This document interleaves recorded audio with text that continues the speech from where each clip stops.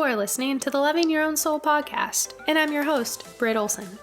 Guided by my own intuition, my intention is to deliver genuine conversations centered around health and wellness, spirituality, self-expression, and culture. In this space, I will provide you with real-life stories, theories, and inspiring perspectives to help you uncover and tap into your own true potential. I'm so grateful you've chosen to tune in with me on this mindful exploration to living a more fluid life through a deeper connection to the soul. Now let's dive into today's journey. Hello and welcome to the Loving Your Own Soul Weekly Digest. Every Thursday, I will digest and decode a different health and wellness, spiritual, or cultural topic so that you can better understand and feel more on trend in the ever-changing world we live in. This week, I will be giving you the download on art journaling and why you should add it to your self-care routine. As always, please do not forget that I am not a trained medical professional, do not currently hold any licenses, nor do I claim to be an expert in any of these areas. This episode simply stems from theories, research from qualified professionals, and my own findings and opinions on the areas we discuss. For any specific questions or topics you'd like to see on here, feel free to email me at lovingyourownsoul@gmail.com. Now let's dive in, shall we?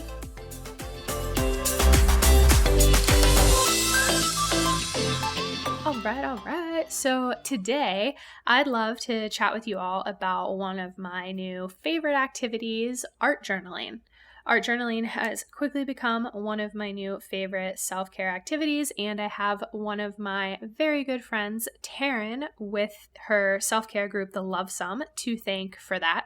Taryn introduced me to art journaling maybe about a month ago, and she actually set me up and did some online kind of virtual Zooms with me so that way she could teach me what art journaling is. Taryn is actually a licensed art therapist now, which is super exciting, and she just had the cutest little baby girl, and she's just so creative. She always is sharing so much positivity with the world through art, and yeah, I just love Taryn's big heart. So she was kind enough to get me started on art journaling because I was constantly seeing so many cool Instagram posts, and she'd send me private photos of these old books that she would take and just make all of these beautiful pieces of art within the pages. I was just so curious about it. I wanted to do it. I've never felt super artistic when it comes to putting a pen to paper or paintbrush to paper. Digitally is one thing, but doing so physically is another thing for some people. So I was always really intimidated by it, but she explained to me that it is quite easy. And it's just so therapeutic. It has so many fun benefits. So yeah, Taryn introduced me to it. She showed me all the different ways you can do it. There's actually multiple different ways to art journal, which is kind of cool. So it's never boring. You can always change it up. And it really just gives you so much freedom to do what you want. Do you. But Taryn is actually launching some courses under her self-care brand, The Love Sum. And in the show notes is a link for anyone interested in taking these courses. There's a wait list right now for them. And Taryn also offers just so many fun online courses and lessons in art. And everything she does, she makes it so affordable, which is so nice. So I love to support her and just love all the creative things she does. So yeah, I highly recommend it for anyone. If you're needing a new hobby or feeling the need to express yourself creatively, she's just a wealth of information. She also makes these little affirmation cards that I have not done yet, but I think those are next on my list. And if you feel called, you can connect with Taryn as well on Instagram at The Love Sum.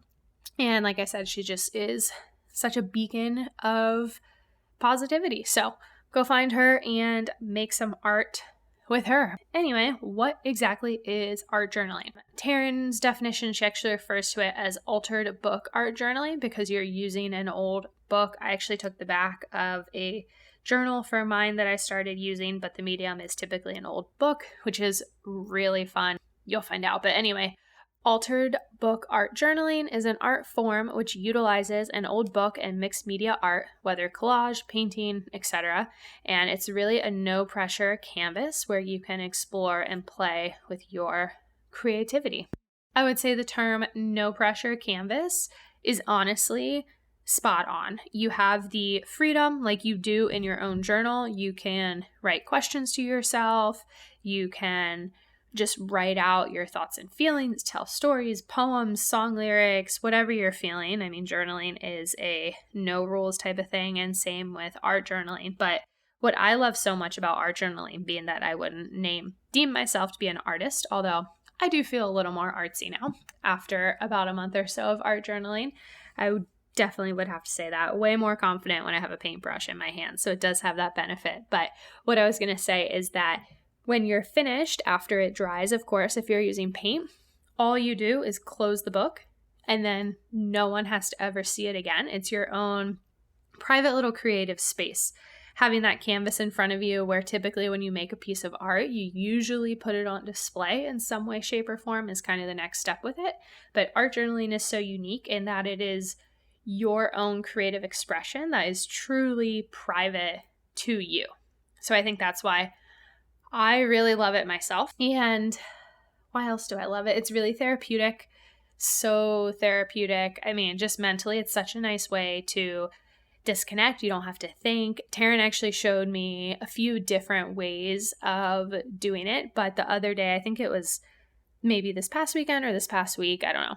Time hasn't really existed for me lately, but not complaining about that. I actually just took some paint on my paintbrush, added a little bit of water to make it like a watercolor, and closed my eyes within reason. Obviously didn't want to go outside of the book, but I just closed my eyes and started painting and just kind of doing strokes all around it, and ended up creating a really nice background that I then added some bubble letters and text onto later with what I was feeling inside my head. That was fun. But Taryn actually showed me some different ways that you can art journal, and this is actually what she has designed her courses around, because there are multiple ways to art journal, which is really cool. The way I just told you could be a way, but that was honestly just my own kind of creative freedom right there. One of the ways is if you actually would like to paint or draw, we use a lot of watercolor, and Taryn showed me that if you don't have watercolor paints readily available, you can actually just add a little bit of water to some acrylic in a bowl, and that will turn into a nice watercolor like texture for you. Or super cool, even a cooler hack that she shared with me is you can take, if you have a magic marker, I actually don't know the exact steps to this, so you might have to experiment, but if you take a magic marker, you can add some water to the tip of it and it will create that kind of watercolor type texture as well, which is really fun. But yeah, so a couple of the different ways that we art journaled were we drew, kind of painted some different pictures in the back of the book, in which we then added text over. I drew some rainbows and just kind of different shapes and things like that to start out with. Let me see, what else did we do? I was actually feeling inspired the morning following that after a meditation, and kind of drew some symbolic of sunshines and then followed by moons and stars, some artwork there paired with some different affirmations and just kind of words that came to me in that. We did repetitive word writing, and Taryn is actually probably going to laugh because I am not saying any of these in the correct context that they're supposed to be. I'm just kind of describing what we did in our art journaling session. But basically with the continued writing, you take a phrase. My phrase was escape to harmony. And then on top of the page, you just start writing in cursive, escape over and over and over and over again. And then you go to and then harmony. And it just kind of creates a really cool texture there. I did some private, just kind of drawing with some colored pencils, and then added some paint to it, just a different little background that I thought would be fun myself. We did something that I think is really cool. It's called smush painting, where you literally just drizzle a little bit of paint, not too much because you don't want it to fall out the edges of your book, and you close the pages together and then let them go, and it creates a really cool almost like a tie-dye effect or flow painting. It's just kind of cool to see where the paint lands. You can also add to it if you want in terms of actually sketching out around the paint or adding paint to it. I had one where I tore out some pages from a previous journal and actually glued them inside my art journal book and then smush painted over it. So you would only see some of the words would come through the paint, other parts of the words would not. We created all different kinds of backgrounds from different brush strokes, all different ways to utilize the brush. In terms of writing, you can, if you're actually using a book, you can kind of box out some of the verbiage that's already in the book and maybe create kind of like a word puzzle or see what pops out and then paint the rest around it. Also the ability as well, if you're having, whether it's just like negative thoughts or something you need to get off your chest or just something that you need to emotionally detox, pen to paper as you would in a journal, write out your feelings, and then when you're done with it, cover it all up with paint. And it's kind of a really cool, symbolic, therapeutic way to get something off your chest, get it out of your mind, and then cover it up with paint so you don't have to look at it again. I've done some of those lately as I've been feeling really, really emotional this last week. I'd say just very emotionally sensitive, trying to come to terms with just a lot of stuff that's kind of going on in my head, but then also externally as well. So I found that practice has been really, really nice for me. Sometimes too, you might want to write a quote on a sheet of paper and then cut out the individual words and retape those or box paint those into your art journal. And like I said, you should honestly follow the link or check out Taryn's Instagram to either do your own art journal, online courses with Taryn, or take inspiration from her, because I apologetically feel like I am actually butchering all of this, so might regret it, but at the end of the day, if you are inspired, I really do think art journaling is so much fun, so you should definitely do it.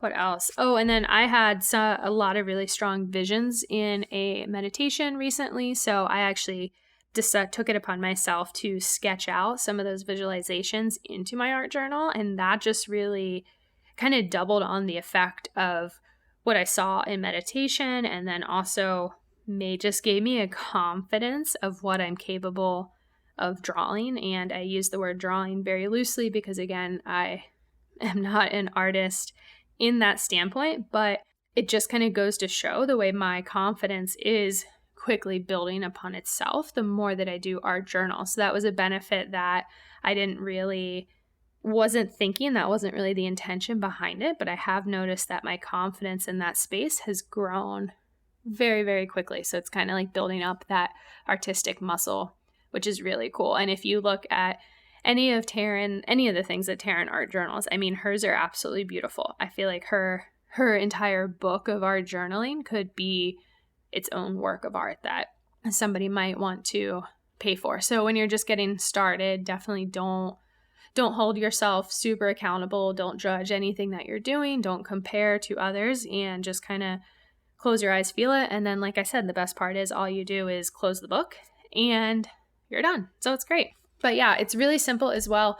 You just need basic art supplies, an old book, an old journal, anything that you want to use. Taryn has a cool technique with wax paper that you kind of put in the pages so that way you don't accidentally ruin the other pages. And I found that Taryn and I kind of did a bunch of different virtual sessions, which was nice, but I found that I really actually like to do it the most in the mornings. I've kind of part of my morning self-care practice, self-care routine. It's also a really fun way to just kind of relax after a long day of work as well. Play some music, burn some candles. And what's cool too is that it really doesn't take long. I mean, you can do it for 5-10 minutes and feel super accomplished and just very light. And yeah, it's just a great relaxation, self-care technique. And in self-care in the sense that it benefits you on all different levels. You can get your anger out, your sadness, your emotions, just like with journaling, then you can cover it all up. You can paint and just go to town. You can close your eyes. You can feel relaxed and happy, euphoric. You can do really all the things that you want with it, which is really, really cool. If you're a little bit more talented than me, you can even use it as a manifestation technique in terms of actually drawing out your visualizations and goals and dreams and things that you want.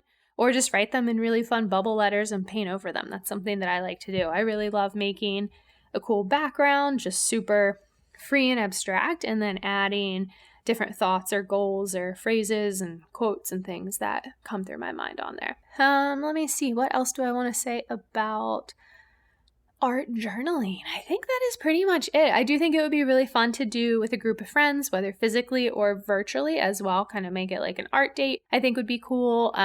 If you do kind of designate a space, maybe like a little basket where you can keep your art supplies. I have found that I'm more prone to do it when I have the supplies out compared to having to go into the closet, pull out our art box, pull out the supplies. So just kind of having a couple of supplies readily available, which is really just a couple paints, some markers, colored pencils, paintbrushes, cup of water, tape, Sharpie, pen.